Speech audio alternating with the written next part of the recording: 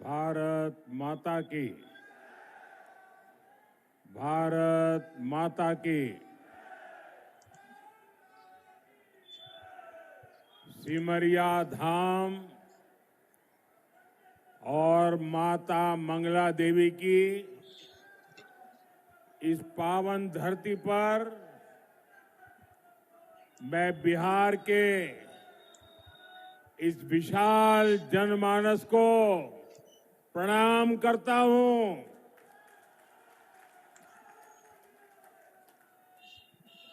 हम तोहरा सबका प्रणाम करे छियो। की हालचाल छो? बेगूसराय की इस धरती से मैं राष्ट्र कवि रामधारी सिंह दिनकर जी को नमन करता हूं। मैं बिहार केसरी श्री कृष्ण सिंह श्री बाबूजी को भी आदरपूर्वक प्रणाम करता हूं। साथियों, मेरा सौभाग्य है कि छठ महापर्व की इस शुभ बेला में आप सभी परिवारजनों के बीच आप सबके दर्शन करने का अवसर मिला है। मेरी कामना है कि छठी मैया का आशीर्वाद बिहार पर, हम सभी पर इसी तरह बना रहे। साथियों, जब छठी मैया की पूजा की बात आती है तो शारदा सिन्हा जी को याद करना स्वाभाविक है। और शारदा जी तो बेगूसराय की बहू थी। हमारी सरकार को उन्हें पहले पद्म भूषण और इस वर्ष पद्म विभूषण से सम्मानित करने का अवसर मिला। शारदा सिन्हा जी अब हमारे बीच नहीं है, लेकिन उनके अमर गीत हमेशा गूंजते रहेंगे। मैं शारदा सिन्हा जी को विनम्र श्रद्धांजलि अर्पित करता हूं। साथियों, आज बेगूसराय की ये धरती एक नए उत्साह से भरी हुई है। यहां नौजवानों का जोश है, बहनों बेटियों का भरपूर आशीर्वाद है। ये सिर्फ जनसभा नहीं है, ये बिहार के सपनों का, नए संकल्पों का मेला है, मेला। और इस जनसभा का पूरे बिहार को संदेश है, फिर एक बार एनडीए सरकार, फिर एक बार, फिर एक बार, फिर एक बार, फिर एक बार सुशासन की सरकार। साथियों, आपने हमेशा मोदी पर भरोसा किया है, नीतीश जी पर आशीर्वाद बरसाया है। एनडीए के लिए आपका यही प्यार, आपका अटल विश्वास अब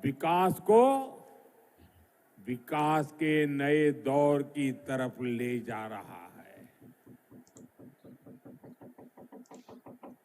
कोई कल्पना कर सकता है कि अभी दिवाली को गए 2 दिन हुए हैं और छठ मैया का बहुत बड़ा त्योहार कल शुरू हो रहा है।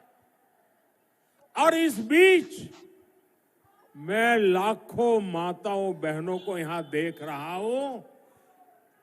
ये अपने आप में मेरे लिए तो एक बहुत बड़ा सुखद आश्चर्य है। मैं सोच नहीं सकता हूं कि बिहार हो, छठ मैया का पर्व कल हो और आज हमें आशीर्वाद देने के लिए ये महिलाएं, माताएं, बहनें, बेटियां, जहां मेरी नजर जा रही है, माताएं, बहनें मैं देख रहा हूं। आप हमें आशीर्वाद देने आए हैं, ये हमारी बहुत बड़ी शक्ति है।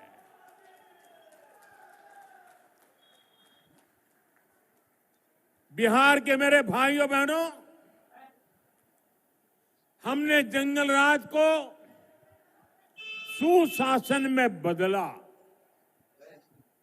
अब सुशासन को समृद्धि में बदलने का समय है। मैं बिहार की समृद्धि के लिए आप सभी का आशीर्वाद लेने आया हूं। मैं बिहार के नौजवानों से विशेष आग्रह करने आया हूं। वो 2005 का अक्टूबर महीना ही था जब आपके माता पिता ने बिहार को जंगल राज से मुक्त किया था, को चुना था। अब 2025 का ये अक्टूबर और नवंबर आपके लिए नए अवसर भी और एक बड़ी जिम्मेवारी लेकर आया है। आपको अपने और बिहार की आने वाली पीढ़ियों के लिए समृद्ध बिहार बनाना है। आपको अपने एक वोट की ताकत समझनी है।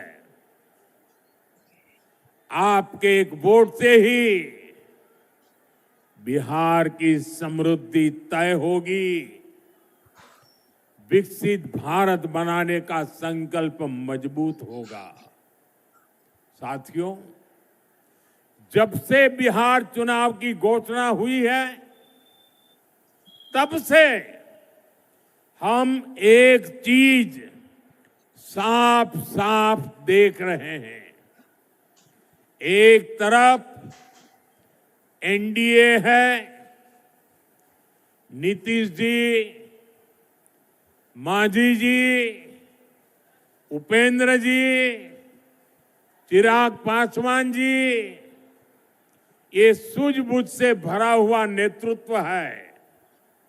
इसको भाजपा की हमारी टीम, दिलीप जी, सम्राट चौधरी जी, विजय सिन्हा जी से और मजबूती मिलती है।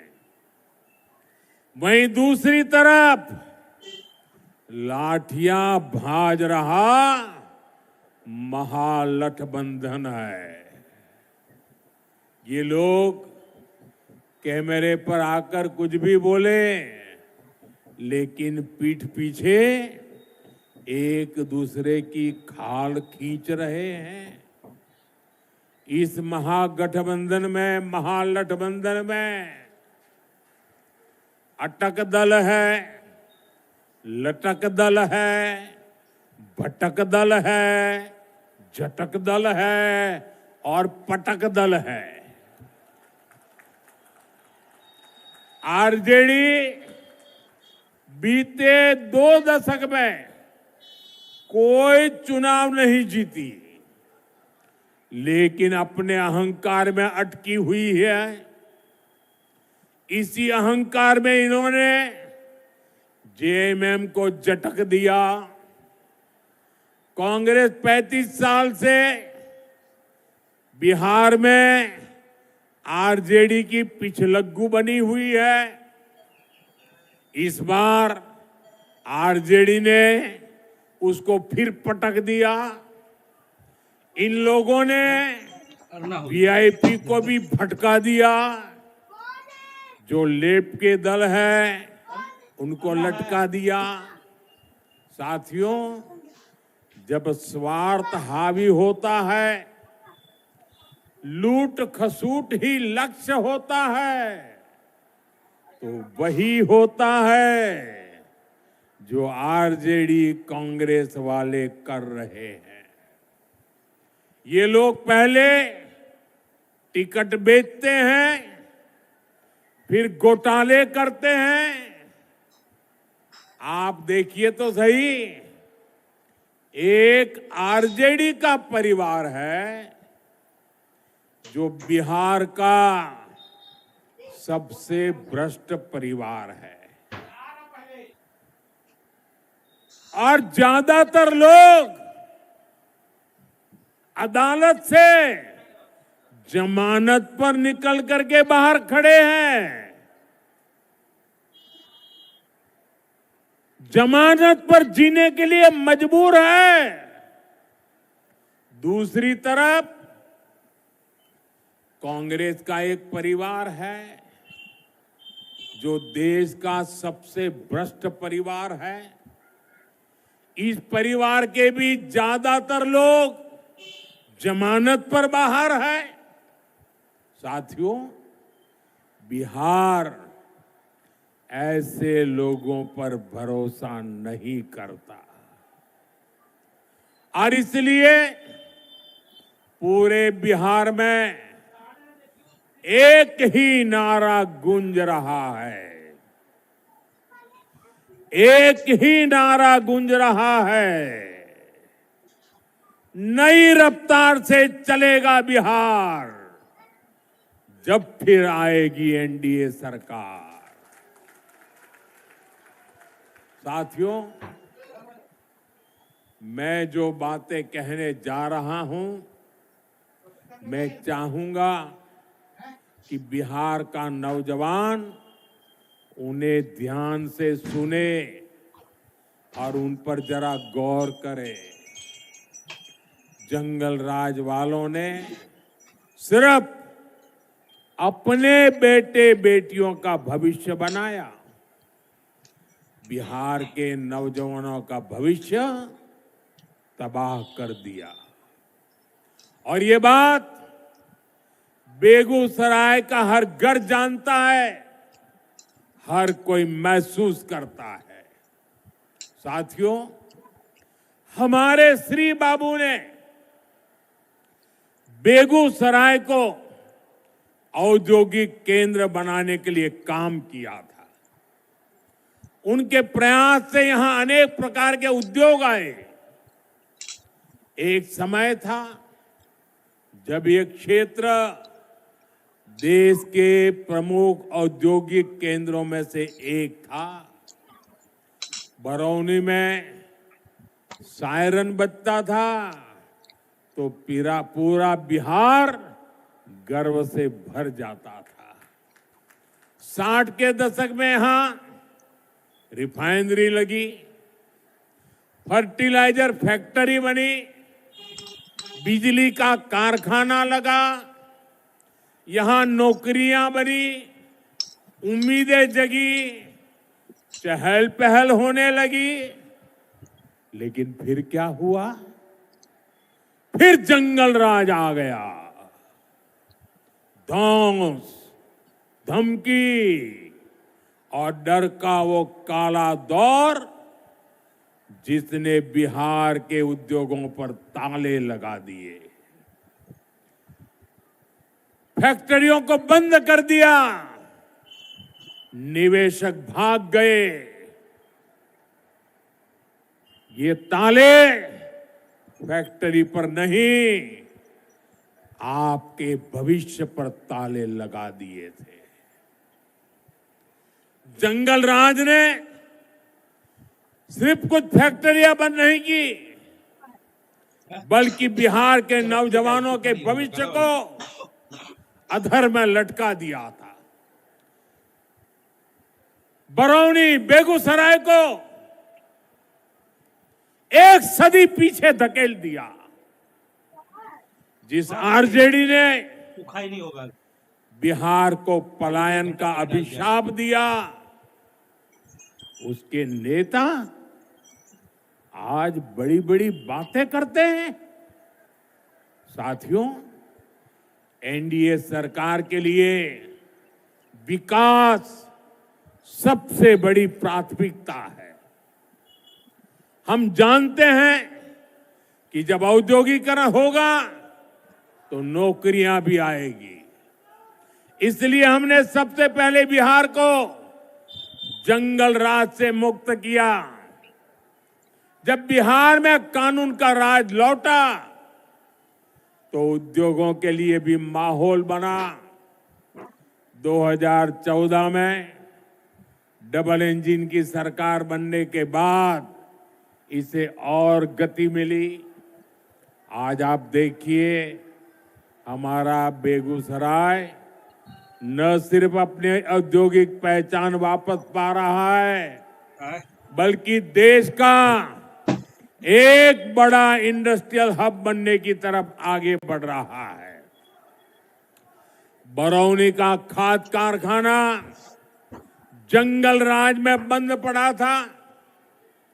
हमने ठाना कि इसको फिर से चलाना है और इसके लिए गैस की जरूरत थी। गैस बिहार में थी नहीं। गैस पहुंचाने के लिए हमने पीएम ऊर्जा गंगा योजना बनाई। हजारों करोड़ रुपए लगाए। पश्चिम बंगाल से बिहार के लिए गैस पाइपलाइन बिछाई ताकि बिहार के नौजवानों को रोजगार मिले और किसानों को पर्याप्त खाद मिल सके। आज इससे हजारों परिवारों की रोजी रोटी चल रही है।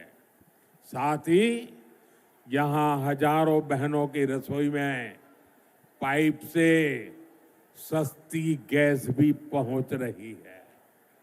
साथियों, जंगल राज वालों ने बरौनी रिफाइनरी को भी अपने हाल पर छोड़ दिया था। हमने उसमें नया जीवन डाला।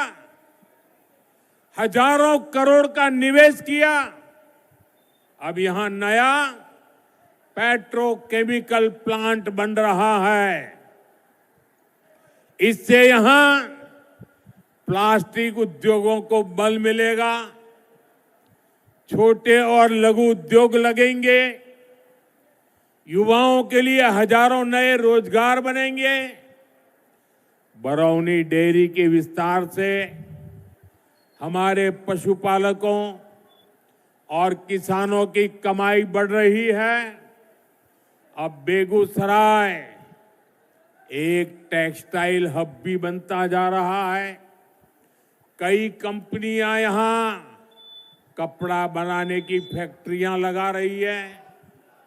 बेगूसराय में एक के बाद एक मल्टी ब्रांड शोरूम खुलते जा रहे हैं। बड़ी बड़ी कंपनियां यहां आ रही है। बड़ी बड़ी गाड़ियों के शोरूम यहां खुल गए हैं। अच्छी बिजली सप्लाई ने यहां के उद्योगों को नई ताकत दे दी है। और इतना ही नहीं, मुझे कोई कह रहा था कि मिठाई की इतनी ज्यादा दुकानें खुल गई है कि पूछो मत। साथियों, नीतीश जी के नेतृत्व में बीते सालों में करीब 50 लाख रोजगार बिहार में बने हैं। शिक्षा हो, पुलिस हो, हेल्थ हो, सब जगह रिकॉर्ड भर्तियां की गई हैं। आने वाले 5 सालों में इससे भी अधिक रोजगार बने, ये संकल्प लेकर हम चल रहे हैं। हम बिहार के जिले जिले में मेडिकल कॉलेज बना रहे हैं। यहां बेगूसराय मेडिकल कॉलेज पर भी काम चल रहा है। गांव गांव आयुष्मान आरोग्य केंद्र बन रहे हैं। इससे doctor, nursing staff, paramedical staff, ऐसे अनेक रोजगार बनेंगे। साथियों, आपको याद रखना है, आरजेडी कांग्रेस का नाम सुनते ही ये निवेशक भाग जाते हैं, जो नौकरी का लालच देकर गरीब का खेत अपने नाम लिखवाते हैं। ऐसे लोग नौजवानों को कभी नौकरी नहीं देंगे। अच्छा साथियों, आप इतनी बड़ी तादाद में यहां हैं, आप मेरा एक काम करेंगे? सबके सब जरा बताओ, मेरा एक काम करेंगे? ऐसे नहीं, जोर से बताओ। तो एक काम करिए, आपके पास मोबाइल तो होगा ही होगा, जरा मोबाइल फोन बाहर निकालिए। जरा मोबाइल फोन बाहर निकाल करके जरा मोबाइल की लाइट जला दीजिए। ये मोबाइल कांग्रेस के समय में बहुत महंगा था और विदेश से मंगाना पड़ता था। कांग्रेस के समय में देश में मोबाइल बनाने वाली, जरा आप आवाज बंद करो भाई, आपका उत्साह मैं समझता हूं, जरा आवाज बंद करो। मोबाइल फोन बनाने वाली कांग्रेस के जमाने में सिर्फ 2 फैक्ट्रियां थी। आपकी लाइट चालू रखो। अब देश में मोबाइल फोन बनाने वाली 200 से ज्यादा फैक्ट्रियां हैं। भाजपा एनडीए सरकार की वजह से आज डेटा भी बहुत सस्ता हो गया है। इस वजह से बिहार में युवाओं को कंटेंट क्रिएशन का नया मार्केट मिला है। आज बिहार में ये मोबाइल, ये प्रकाश हर कोई देख रहा है। अब मैं आपसे पूछना चाहता हूं, आप मुझे बताइए साथियों, बिहार के लोगों के हाथ में जब इतनी रोशनी चमक रही है तो बिहार के लोगों को लालटेन की जरूरत है क्या?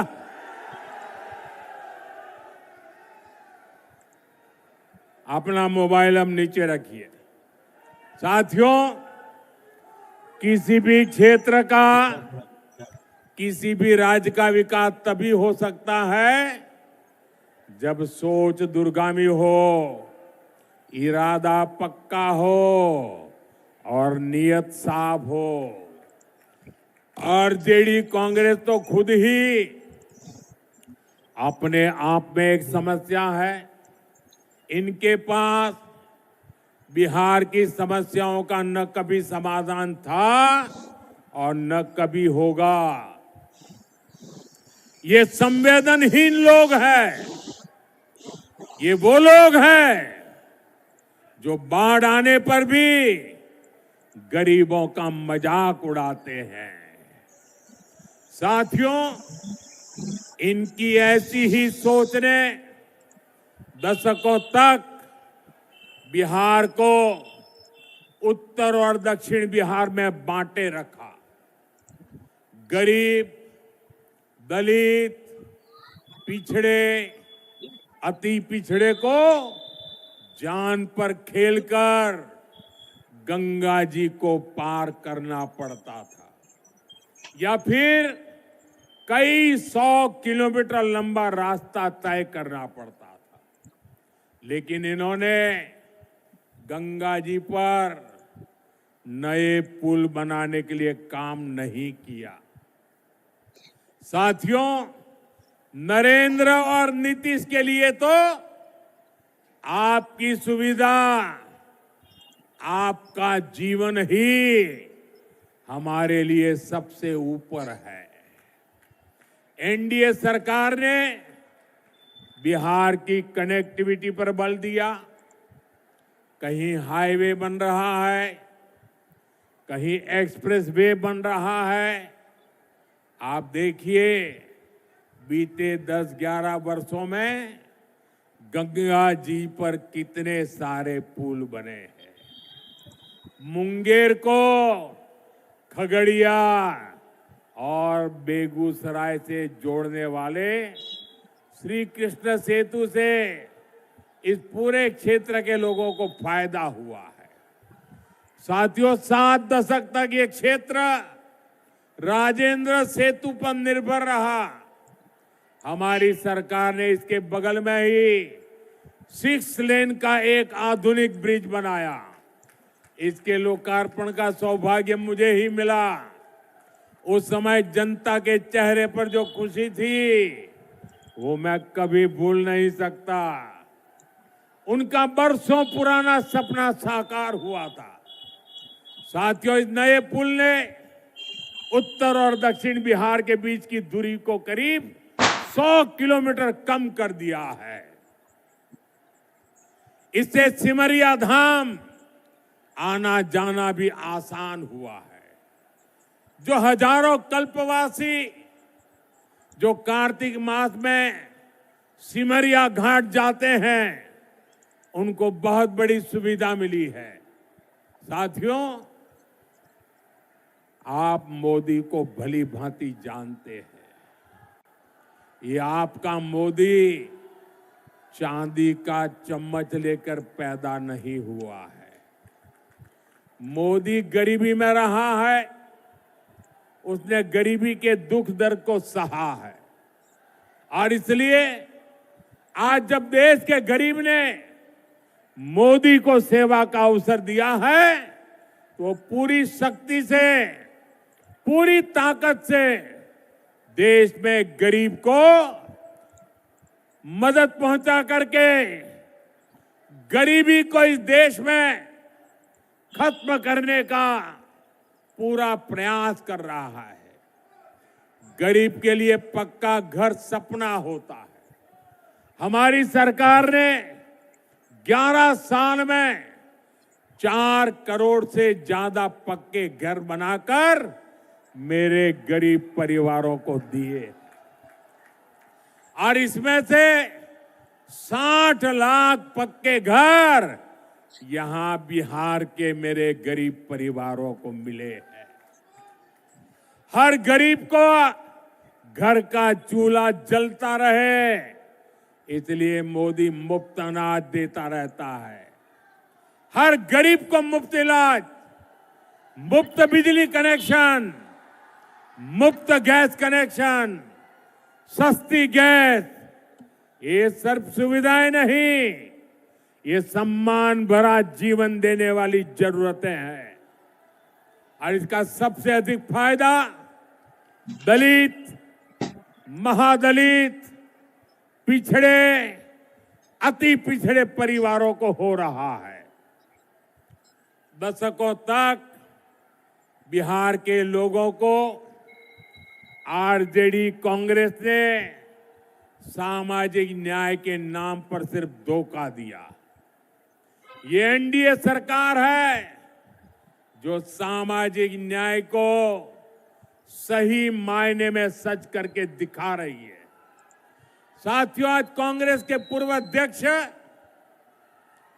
सीताराम केसरी जी की पुण्यतिथि है।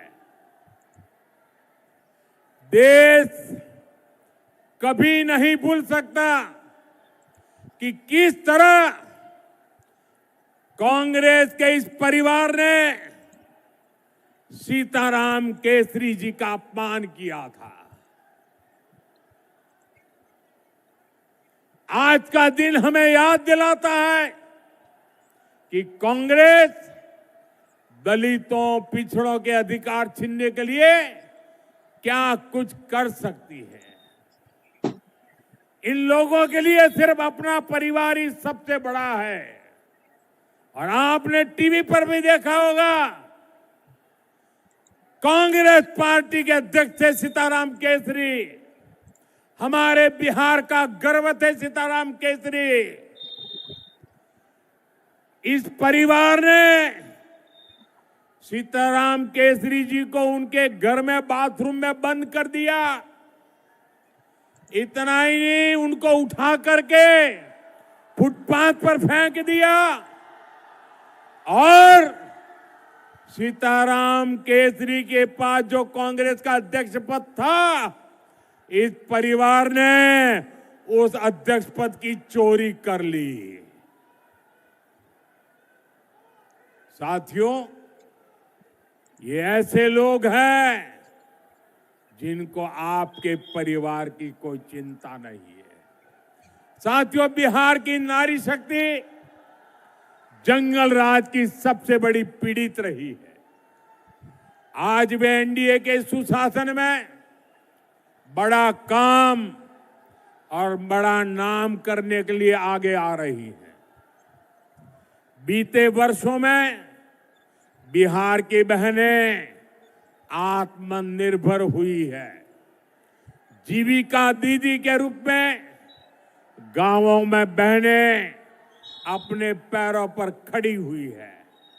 मेरा लक्ष्य देश के गांवों में 3 करोड़ लखपति दीदी बनाने का है। इसमें बिहार की बहनें काफी शानदार काम कर रही है। साथियों, बिहार की एनडीए सरकार ने जो महिला रोजगार योजना शुरू की है, ये बहुत ही प्रशंसनीय काम हुआ है। 1 करोड़ 20 लाख से ज्यादा बहनों में से हर एक को रोजगार शुरू करने के लिए 10,000 रुपया देना बहुत बड़ा कदम है। बिहार की बहनें इसको खुले दिल से अपना भी रही है। इसलिए आप सभी को इन महिला विरोधी आरजेडी कांग्रेस वालों से बहुत सावधान रहना है। इनके लिए हर रास्ता बंद करना है। आपको याद रखना है, ये आरजेडी कांग्रेस वाले महिला रोजगार योजना पर भी ताला लगा सकते हैं। महिलाओं के अधिकार बात आई, इन लोगों ने पार्लियामेंट में सारे नियमों को तोड़ करके उस कानून के कागजों को छीन करके फाड़ दिया था। ऐसे महिला विरोधी लोग हैं। साथियों, आज हमारी सरकार की प्राथमिकता आपका खर्च कम करने और बचत बढ़ाने पर है। जीएसटी बचत उत्सव के पीछे भी यही सोच है। जीएसटी बहुत कम होने से बिहार के हर परिवार को बचत हो रही है। त्योहारों के इस मौसम में कोई नया टीवी ले रहा है, कोई नया पंखा, कोई नया फ्रिज ले रहा है, किसी ने नया स्कूटर लिया, नई बाइक ली। इसमें भी हजारों रुपए की बचत हो रही है। इससे हर परिवार को कुछ ना कुछ बचत हुई है। साथियों, जीएसटी बचत उत्सव के दौरान अभी दिवाली में भी खरीद बिक्री के नए रिकॉर्ड बने हैं। देशवासियों ने बहुत उत्साह दिखाया है। इसमें भी बड़ी बात यह है कि लोगों ने स्वदेशी को चुना है। लोग गर्व से कहते हैं ये स्वदेशी है। एक रिपोर्ट बताती है कि देश में करीब 90% खरीदारी स्वदेशी चीजों की हुई है। यानी हमारे दुकानदारों ने स्वदेशी बेचा और देशवासियों ने देश का गौरव बढ़ाने के लिए स्वदेशी खरीदा। जब स्वदेशी बिकता है तो इसका फायदा हमारे किसानों, हमारे विश्वकर्मा साथियों, हमारे कारीगरों, हमारे बुनकरों को ही होता है। बिहार के लोगों को भी इसका बहुत लाभ हुआ है। यानी डबल इंजन सरकार, बचत और कमाई का डबल बेनिफिट बिहार के लोगों को दे रही है। साथियों, बेगूसराय में 6 नवंबर को मतदान होना है। 6 नवंबर याद रखना है। समय बहुत कम है। आप मेरा एक काम करेंगे, जरा जोर से बताइए, आप मेरा एक काम करेंगे? जरा हाथ ऊपर करके सबके सब लोग बताइए, मेरा एक काम करेंगे? देखिए, आपको घर घर जाना है। मोदी है आप मेरे लिए, तो मोदी बनकर आपको मेरी बात घर घर पहुंचानी है। एनडीए ने बिहार को नक्सलवाद से, माओवादी आतंक से मुक्त किया है। आज बेखौफ होकर आप अपना काम कर सकते हैं। आप खुल करके वोट दे सकते हैं। बिहार के लोगों का एक वोट एक शांत, सुखी और समृद्ध बिहार का निर्माण करेगा। जंगल राज वालों को दूर रखेगा।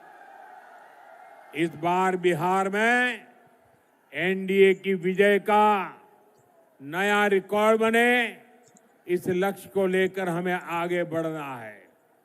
साथियों, मेरा एक आग्रह और है, आप जब घर घर जाएं तो हर परिवार में जाकर के बड़े बुजुर्गों को बताना कि अपने मोदी जी बेगूसराय आए थे और मोदी जी ने परिवार के सबको छठ महापर्व की शुभकामनाएं भेजी हैं। एक बार फिर इतनी विशाल संख्या में यहां आकर हमें आशीर्वाद देने के लिए मैं आपका बहुत बहुत आभारी हूं। मेरे साथ बोलिए, भारत माता की, भारत माता की, भारत माता की। बहुत बहुत धन्यवाद।